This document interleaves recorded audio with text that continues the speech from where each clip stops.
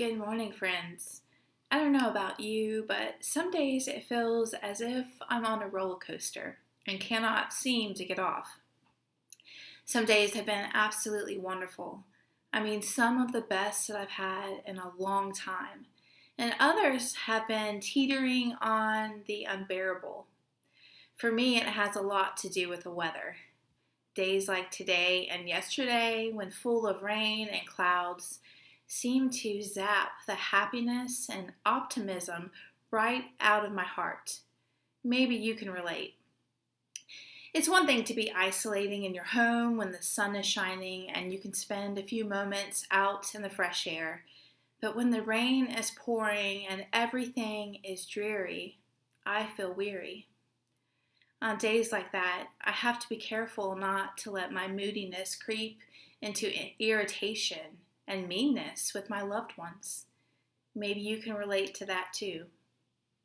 In my endeavor to make this time fun or productive or meaningful, I fill the day so full that it's hard to remember that we are living in the midst of crisis until the rain comes. And I am once again reminded, I'm going to be honest, those days are hard. Sometimes I need to be reminded that good can come from difficulty and struggles. I continue to believe that this time in our lives will change us for the good if we embrace some of what we have discovered about the world, our churches, our families, ourselves.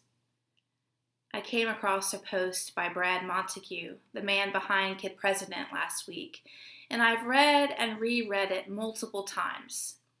He didn't tell me anything that I didn't already know about life and lobsters, but it was a good word that I needed to hear.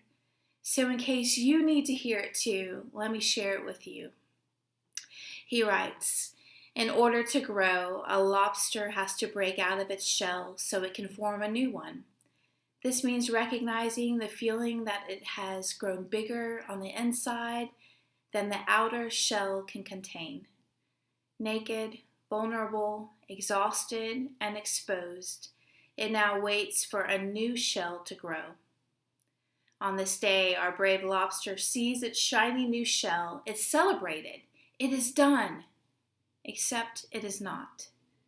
The lobster must do this again, and then again and again. Growing, healing, and repeating. This is their life. Maybe if we're doing it right, this is our life too. What he doesn't tell us in this post is that this growth and waiting for the shell happens in the darkness. Years ago, I came across a video that I found very helpful on this very topic. The video by Rabbi and psychiatrist Abraham Tversky says the stimulus for the lobster to be able to grow is that it feels uncomfortable. He then likens this to how humans are and how if we use adversity properly, we can see growth in the midst of our stress and difficulties. Collectively, I cannot personally recall a time in my life when individuals and society were under more stress.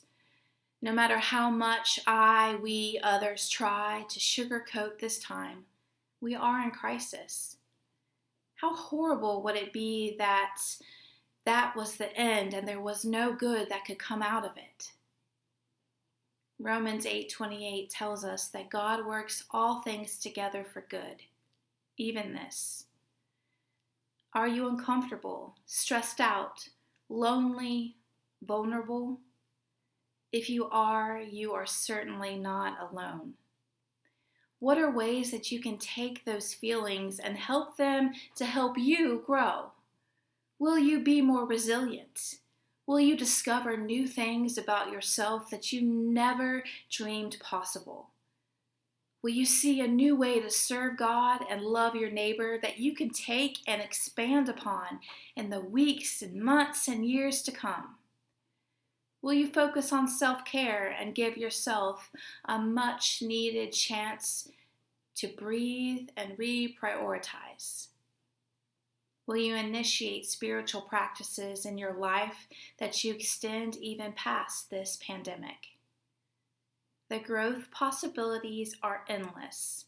When we find ourselves in the difficult days, let's not push them aside and try to ignore them, but instead challenge ourselves to lean into them just a bit and see how we can grow to be the people that God longs for us to be, and to be reminded that God is working through the good, the bad, and all of it, all whilst being present alongside us.